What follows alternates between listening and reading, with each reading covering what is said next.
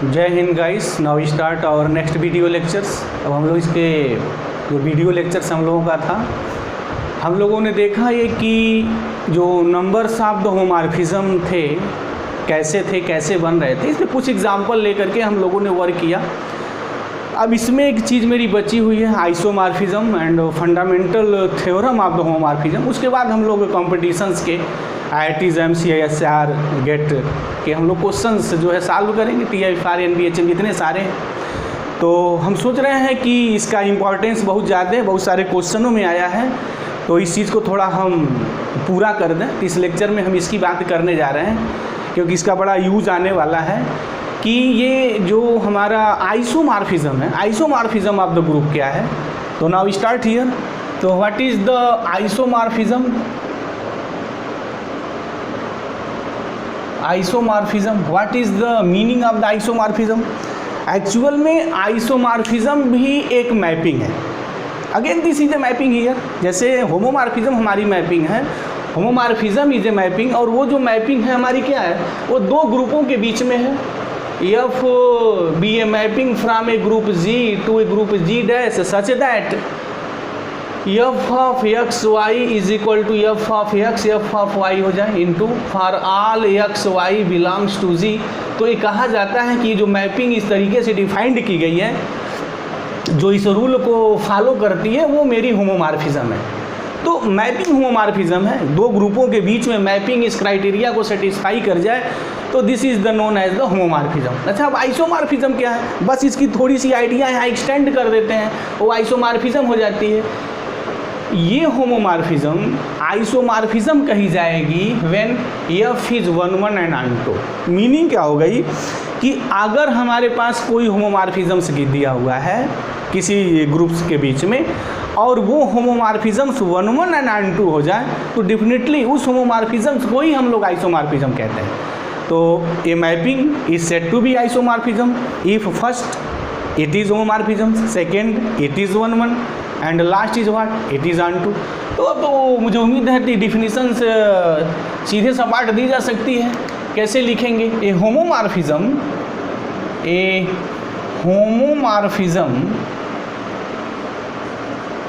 From a group G to group G dash is said to be isomorphism if first क्या हो f is 1 1 and second क्या हो f is on 2। अगर ये बात है तब हम कहते हैं कि ये जो मैपिंग है मेरी आइसोमॉर्फिज्म है, यानी कोई भी होमोमॉर्फिज्म आइसोमॉर्फिज्म हो जाएगी और 1 1 और वो ऑन 2 हो जाएगी। तो ये मेरी डिफिनीशंस है आइसोमॉर्फिज्म्स की। दो ग्रुपों के बीच में आइसोमॉर्फिज्म कब क्रिएट होगा? अच्छा, अगर ये बात हो जाए F such that G to G dash be a isomorphism हो जाए तो इससे क्या क्या निष्कर्ष निकलते हैं, क्या क्या हम फैसले ले सकते हैं ग्रुप की दुनिया में। पहली बात ये होगी कि अगर F such that G to G dash isomorphism हो जाए, आइसोमॉर्फिज्म्स की मीनिंग कि पहले इसको होमोमॉर्फिज्म होना पड़ेगा। ये जो मैपिंग एफ होगी जो दो ग्रुपों के बीच में आप डिफाइंड करेंगे, अगर उसको आइसोमॉर्फिज्म होना है तो पहली बात होमोमॉर्फिज्म होगा, दूसरी बात 1 1 होगा और ऑन 2। तो ये जो 1 1 ऑन 2 और जो होमोमॉर्फिज्म है, ये जो नई सिनारियो आइसोमॉर्फिज्म्स की बनाती है, इससे क्या होता है? होता ये है कि अगर कोई होमोमॉर्फिज्म आइसोमॉर्फिज्म में कन्वर्ट हुआ then G and G dash are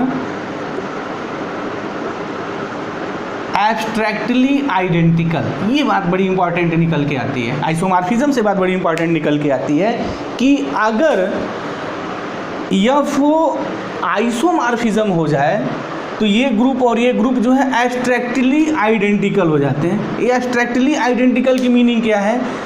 इसकी मीनिंग है ना कि G is equal to G dash हो जाता है नो, क्योंकि होमोमॉर्फिज्म्स में G and G dash be यानी टू ग्रुप्स। एब्स्ट्रैक्टली आइडेंटिकल की मीनिंग ये होती है कि इस ग्रुप की जो कार्डिनलिटी होगी और इस ग्रुप की जो कार्डिनलिटी होगी वो सेम होगी।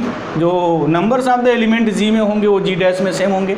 दूसरी बात स्टैटिकली आइडेंटिकल की क्या होती है कि इसमें आर्डर प्रिजर्व होता है। आर्डर प्रिजर्व होने का मतलब ये है कि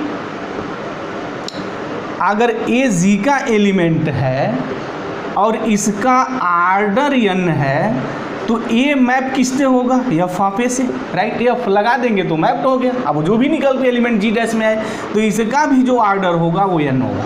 मीनिंग हमारी ये हो गई कि order of F of A, this is a very important result for isomorphism. ये स्टैटिकली आइडेंटिकल की मीनिंग है कि आर्डर ऑफ एफ ए जो होगा आर्डर ऑफ ए होगा। लेकिन होमोमॉर्फिज्म्स में हमने एक बात ध्यान से देखी थी, वहाँ ये बात थी कि आर्डर ऑफ जो एफ ऑफ ए होता है वो अपने एलिमेंट के आर्डर को डिवाइड करता है। लेकिन अगर मैपिंग ए आइसोमॉर्फिज्म हो गई तो इस दोनों का आर्डर सेम होता है। तो स्टैटिकली आइडेंटिकल की मीनिंग हमारी यही होती है। मीनिंग ये हो गई कि इनमें जैसे आर्डर्ड होंगे एलिमेंटों को तो जो एफ ऑफ ए आप लगाएंगे उनके आर्डर्ड भी वही होंगे। मतलब ये कहा जाता है कि वो आर्डर्ड एक तरीके का प्रिजर्व है। तो ये जो मेरी मीनिंग है उस मीनिंग को ही हम लोग एब्स्ट्रैक्टिकली आइडेंटिकल कहते हैं कि वो एब्स्ट्रैक्टिकली आइडेंटिकल है। और उस स्टेज को हम मैथमेटिक्स की दुनिया में कैसे लिखते हैं कि अगर कोई भी मैपिंग ग्रुपों के बीच में आइसोमॉर्फिज्म हो जाए तो हम क्या लिखते हैं, then G is said to be, then G is said to be isomorphic to G dash or G dash is isomorphic to G। ये बात भी होती है, यानी both G and G are isomorphic to each other. और symbol में in symbol हम लोग लिखते हैं इसे, in symbols G isomorphic to G dash, ये मीनिंग हो जाती है। अच्छा, ये G इक्वल नहीं है G डैश की, लेकिन बट इस ग्रुप में जो भी कुछ होगा ऑटोमेटिकली वही सारी चीज़ें G डैश में हो जाएंगी। ये मेरी आइसोमॉर्फिक की मीनिंग यही है, G isomorphic to G dash when if there exist a mapping which is isomorphism. अगर दो ग्रुपों के बीच में कोई मैपिंग आइसोमॉर्फिज्म हो गई तो दोनों ग्रुप अलग अलग तरह से दिखाई देंगे बट इंटरनली वो एक ही जैसे होंगे। यानी उन एलिमेंटों में जो भी चीज़ें होंगी दूसरे वाले ग्रुप के एलिमेंट के साथ भी होगी और सेम कैरेक्टर होगा। यानी G का जैसा कैरेक्टर होगा वैसा कैरेक्टर G डैश का भी होगा। इसको हम लोग एब्स्ट्रैक्टिकली आइडेंटिकल कहते हैं। तो ये मेरा आइसोमॉर्फिज्म्स रही है कि कब कोई होमोमॉर्फिज्म आइसोमॉर्फिज्म हो जाएगा। अगर 1 1 2 हो गया तो वो आइसोमॉर्फिज्म हो जाएगा। दूसरी एक बात यहाँ बड़ा इम्पॉर्टेंट रिज़ल्ट आता है आइसोमॉर्फिज्म्स की दुनिया में कि रिज़ल्ट ये है, इस रिज़ल्ट से भी बहुत सारी चीज़ों को हम लोग निकालते हैं। इफ़ एफ इज़ होमोमॉर्फिज्म, अगर ये कोई होमोमॉर्फिज्म है from G to G dash, then F is isomorphism। ये आइसोमॉर्फिज्म हो जाएगा इफ़ एंड ओनली इफ़ की कंडीशन आती है कि जो कर्नल ऑफ F हो सिंपली आइडेंटिटी हो जाए। मीनिंग क्या हो गई, कर्नल ऑफ F की मीनिंग क्या है, what is the definitions of the kernel of F। एक बार थोड़ा इसको लिख दें, X such that F of X is equal to E dash where E dash be the identity of the G dash। Meaning क्या हो गई कि थोड़ा और भी लिख दें पूरा, X belongs to G such that, ऐसे लिखा जाता था, हमने भी लिख दिया X belongs to G, मतलब G के उन एलिमेंटों को हम लोग टैगलेट करते हैं जिसकी मैपिंग इसकी आइडेंटिटी से होती है। अगर इस कर्नल ऑफ F में सिंगल इसकी आइडेंटिटी आ जाए, आइडेंटिटी एलिमेंट आ जाए, तब वो होमोमॉर्फिज्म जो होता है वो आइसोमॉर्फिज्म हो जाता है। तो आइसोमॉर्फिज्म प्रूफ करने का ये भी बड़ा एक स्ट्रांग टूल है। और एक स्ट्रांग टूल तो वही है कि आर्डर जो हो उसके प्रिजर्व हों। अच्छा, दूसरी बातें हमने देखा था कि जो कर्नल ऑफ F होते हैं वो नॉर्मल सब ग्रुप होते हैं, उन्हें हम लोग, एक बात थी वहाँ, रिजल्ट एक ऑलरेडी है। अब थोड़ी हम और एक कुछ बात डिस्कस करते हैं जो छोटे छोटे रिजल्ट्स हैं और क्वेश्चंस लगाने में बड़े इंपॉर्टेंट रोल प्ले करते हैं। वो ये है कि अगर F such that G to G dash be a homomorphism, ये हमारा कोई जो है होमोमॉर्फिज्म है, बी ए नहीं होमोमॉर्फिज्म, तो क्या क्या हम बातें यहाँ करेंगे, हम इनसे क्या क्या चीज़ों को निकालते हैं, तो थोड़ा पहले हम उसको आज डिस्कस थोड़ा यहाँ कर दें, उसका थोड़ा हम पोस्टमार्टम यहाँ कर दें। पहली बात ये कि अगर ये मैपिंग किन्हीं भी दो ग्रुपों के बीच में होमोमॉर्फिज्म है, तो पहला है कि जो कर्नल ऑफ एफ होगा इज नॉर्मल सब ग्रुप ऑफ जी। ये बात होगी कि वो जो है नॉर्मल सब ग्रुप ऑफ जी होगा। दूसरी बात क्या है, अगर ये होमोमॉर्फिज्म्स है तो आर्डर ऑफ जो एफ ऑफ ए होगा वो ए के आर्डर्स को हमेशा डिवाइड करेगा। तीसरी बात यहाँ एक आएगी हमारी कि ये जो एफ ऑफ जी है, एफ ऑफ जी को हम लोग क्या कहते हैं, दिस इज़ द, ये हमारा हो गया रेंज ऑफ एफ, ये जो होमोमॉर्फिज्म्स डिफाइंड है। तो ये जो एफ ऑफ जी है, what is the F of G, F of G mean से हो गया कि all elements of the G dash which have a pre image in G. Meaning ये हो गई कि हाँ एफ ऑफ जी जो लिखा जाएगा f of x and f of x belongs to G dash such that x belongs to G. ये definition है मेरी। मीनिंग क्या होगा, ये मेरा क्या है, F of G what, F of G is what, F of G meaning से है कि जो होमोमॉर्फिज्म जो इमेजेज हैं उनका एक कलेक्शन। तो बस सिंपली मीनिंग ये है कि जी के एलिमेंट अंडर एफ कहाँ कहाँ मैप हुए हैं, जी डैश से कौन कौन से एलिमेंट उनकी मैपिंग हुई है, उनको हमने कलेक्ट कर लिया और कलेक्शन से हमारा जो सेट बना उसको हम लोग एफ ऑफ जी कहते हैं। और यही तो रेंज ऑफ एफ है, किसी भी फंक्शंस का रेंज की डिफिनीशन से यही है। बहरहाल दिस इज़ द रेंज, ये हमारा रेंज है। अब ये रेंज है क्या कि ये जो मेरा रेंज है एफ ऑफ जी, एक और रिजल्ट निकल के आता है यहाँ से, अगर ये होमोमॉर्फिज्म है तो ये जो रेंज जो बनता है, रेंज इज ए सब group of S, range is a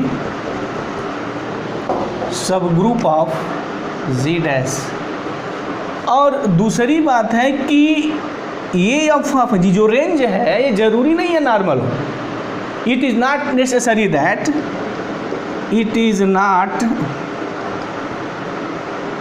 necessary that F of G be normal in G dash. कोई नेसेसरी नहीं है, मतलब मे बी, बात लिसनर यहाँ ध्यान देंगे, एक एक वर्ड्स पे ध्यान देंगे। मे बी मतलब जो रेंज है एफ ऑफ जी है और एफ ऑफ जी सब ग्रुप है, यहाँ बात लिखी गई है, दिस इज ए सब group S, F of G is a सब ग्रुप ऑफ जी डैश, ये सब ग्रुप है जी डैश का। लेकिन ये ज़रूरी नहीं है कि नॉर्मल हो, नॉर्मल हो भी सकता है नहीं भी हो सकता है, बट जो कर्नल ऑफ एफ निकलेगा वो हमेशा जी का नॉर्मल होगा, उसको नॉर्मल होना पड़ेगा। तो ये बातें ध्यान में रहनी चाहिए कि अगर दो ग्रुपों के बीच में होमोमॉर्फिज्म बना तो ये मेरे रिजल्ट्स हैं, इन रिजल्टों को ध्यान देना है और जो क्वेश्चंस लगाए जाएंगे तो सब रिजल्टों को हम लोग यूज करेंगे। इसके बाद इसमें एक और चीज़ आती है कि अगर होमोमॉर्फिज्म्स दो ग्रुपों के बीच में क्रिएट हुआ तो उससे हमारा एक थ्योरम क्रिएट होता है, थ्योरम जनरेट होता है और उस थ्योरम का नाम दिया जाता है fundamental theorem of homomorphisms. Fundamental, इसको फर्स्ट भी कहते हैं, first fundamental theorem of homomorphisms. Isomorphism का भी नाम दिया जाता है। ये है, ये क्या है, थोड़ा हम इसके बारे में डिस्कस कर दें, फुली डिस्कस कर दें, क्योंकि बड़े अच्छे अच्छे क्वेश्चन इस पे बनाए जाते हैं और वो क्वेश्चंस जो है बहुत सारी थ्योरियों की कंसेप्ट को क्लियर करते हैं, पूरा पोस्टमार्टम ही कर देते हैं। तो हम भी यहाँ थोड़ी बात करने जा रहे हैं। देखते हैं कि फंडामेंटल थ्योरम ऑफ जो होमोमॉर्फिज्म है इसकी महिमा क्या है, ये क्या कहता है, इसमें क्या क्या रहस्य छुपे हुए हैं। तो जैसे नाम ही clear, fundamental theorem of homomorphism, homomorphisms के फंडामेंटल थ्योरम की बात है। यहाँ वर्ड होमोमॉर्फिज्म आ गया है, तो जब होमोमॉर्फिज्म आ गया है तो एक मैपिंग पैदा हो जाएगी और वो मैपिंग इनके बीच में हो जाएगी, दो ग्रुपों के बीच में हो जाएगी। इससे तो बात ऑलरेडी है कि f be a homomorphisms from a group G to G dash. तो ये जो थ्योरम ये कहता है कि द होमोमॉर्फिक इमेज, अच्छा होमोमॉर्फिक इमेज क्या हुआ, एफ ऑफ जी, इस एफ ऑफ जी को हम लोग, ये इमेज तो है ही है, रेंज है ही है, इसको हम लोग homomorphic set of homomorphic image भी कहते हैं। ये दिस होमोमॉर्फिक इमेज भी कहते हैं, ये इसको होमोमॉर्फिक इमेज भी कहते हैं। This is the collection of the homomorphic image, इसको रेंज भी कहा जाता है। और अभी हमने देखा कि एफ ऑफ जी जो है ये जी डैश का एक सब ग्रुप भी होता है, and it is not necessary that this is a normal, normal हो भी सकता है, नॉर्मल नहीं भी हो सकता है, ठीक है। बहरहाल फंडामेंटल थ्योरम ऑफ होमोमॉर्फिज्म्स क्या कहता है कि ये जो होमोमॉर्फिक इमेज है, this homomorphic image is isomorphism to the quotient group of G induced by the kernel of F. Meaning क्या हो गई कि कर्नल ऑफ एफ सबको पता है, हम लोग जानते हैं कि कर्नल ऑफ एफ जो है वो जी का नॉर्मल सब ग्रुप होता है, और नॉर्मल सब ग्रुप ही कोशेंट ग्रुप को क्रिएट करता है। तो जो कर्नल ऑफ एफ होगा, कर्नल ऑफ एफ जी का जो कोशेंट ग्रुप का क्रिएशन जो करेगा वो इसके आइसोमॉर्फिक होता है। मीनिंग ये हो गई कि जी मेरा ग्रुप है, ये कर्नल ऑफ एफ, और कर्नल ऑफ एफ हमेशा जी का जो होता है वो नॉर्मल सब ग्रुप होता है। तो ये जो स्ट्रक्चर है, this structure create a what, quotient group, और ये कोशेंट ग्रुप आइसोमॉर्फिक होता है एफ ऑफ जी के, and f of G is what, homomorphic image of the G, and this is the known as the fundamental theorem of the homomorphisms. तो ये fundamental theorem of the homomorphism है। क्या है, एक बार और इसको repeat कर दें हम, कि जो होमोमॉर्फिक इमेज जो होती है किसी भी ग्रुप की, वो आइसोमॉर्फिक होती है quotient group of G induced by the kernel of F. तो हम लोग लिखेंगे कैसे, अगर इसको एक लैंग्वेज देनी हो तो how can you right in the language form, तो ईजी है, उसको लिखा जा सकता है कि the homomorphic image of the homomorphic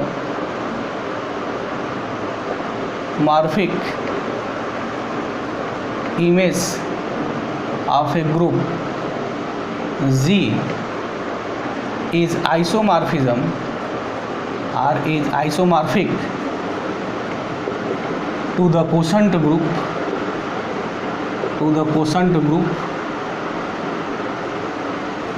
of Z induced by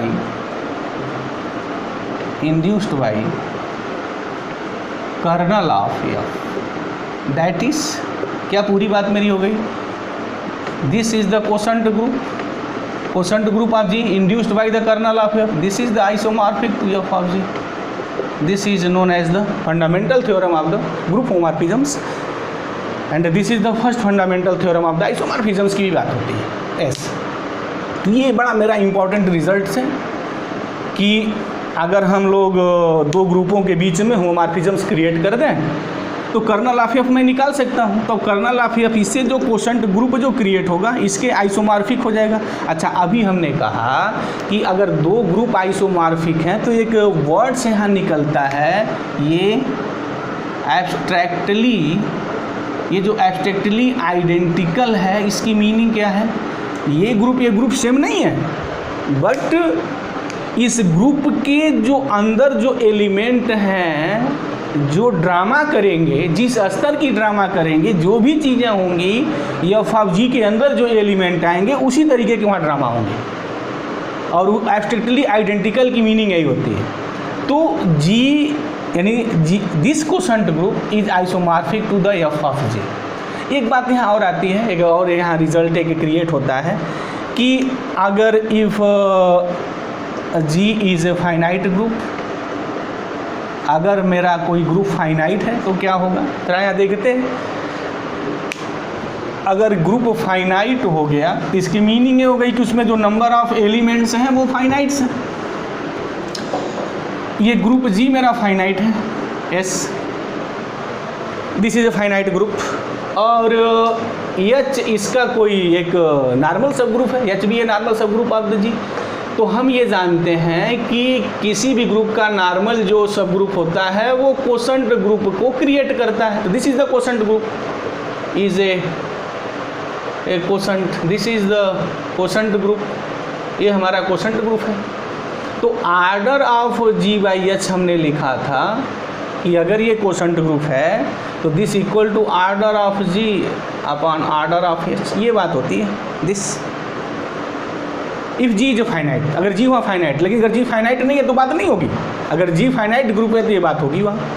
अब यहाँ देखिए, अगर यहाँ जी फाइनाइट हो जाए, जी इज फाइनाइट ग्रुप, तो बात मेरी क्या होगी, ये तो क्वोशंट ग्रुप है, तो आर्डर ऑफ जो G by kernel of F होगा, this is the what, order of G upon order of kernel of F. अच्छा, ये आइसोमॉर्फिक है एफ ऑफ जी के, तो अभी हमने कहा कि यहाँ जो भी कुछ होंगी यहाँ ऑटोमेटिक होना है, तो फिर ये इसके इक्वल होगा, this is equal to order of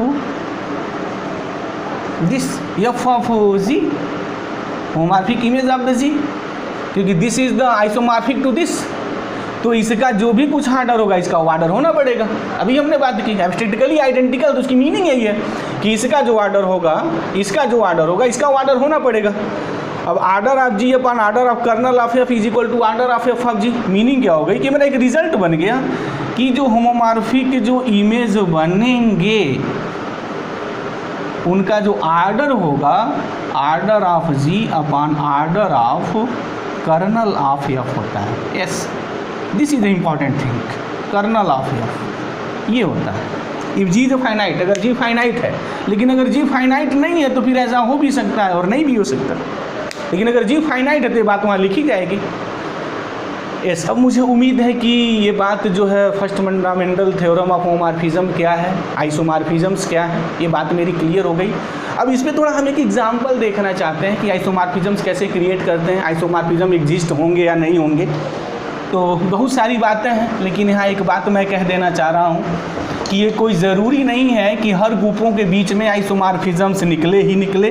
but हमने एक बड़ी इंपॉर्टेंट बात की थी, अक्सर ये बातें जनरली पूछी जाती हैं कि अगर कोई दो ग्रुप है, कोई भी दो ग्रुप बना तो उनके बीच में होमोमॉर्फिज्म एक तो बननी है, और वो जो होमोमॉर्फिज्म्स बनेगी सारे लोग जानते हैं, एक ट्रिवियल होमोमॉर्फिज्म्स का जो कंसेप्ट था वो कंसेप्ट वहाँ अप्लाई हो जाएगा। मीनिंग हमारी क्या है कि अगर हम कोई ग्रुप दिए हुए हैं तो उसमें कम से कम एक होमोमॉर्फिज्म्स बनता है, एक से ज़्यादा बन भी सकते हैं, नहीं बन सकते, बट एक तो बनेगा, और एक जो बनेगा उसका नामकरण संस्कार हमारा ट्रिवियल होमोमॉर्फिज्म का होता है।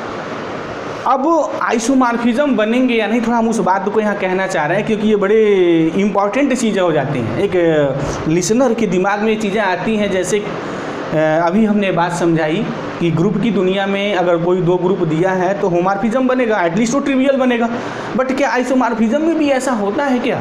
हो सकते हैं कि अगर दो ग्रुप कोई दिए हुए हैं तो हमेशा एक आइसोमॉर्फिज्म एग्जिस्ट करेगी या नहीं करेगी, तो उसको लेकर के हम यहाँ एक काउंटर एग्जाम्पल आ रहे हैं वो दिखाते हैं कि नहीं, ये ज़रूरी नहीं है कि दो ग्रुपों के बीच में आइसोमॉर्फिज्म एग्जिस्ट कर सकती है, नहीं भी कर सकती है। तो दिस इज़ वेरी इंपॉर्टेंट। तो क्या ऐसा ग्रुप थ्योरी की दुनिया में कोई एग्जाम्पल है क्या? ऐसा है कि नहीं, बहुत सारे हैं, बट हमें तो किसी चीज़ को काटने के लिए एक ही एग्जाम्पल सफिशियंट है।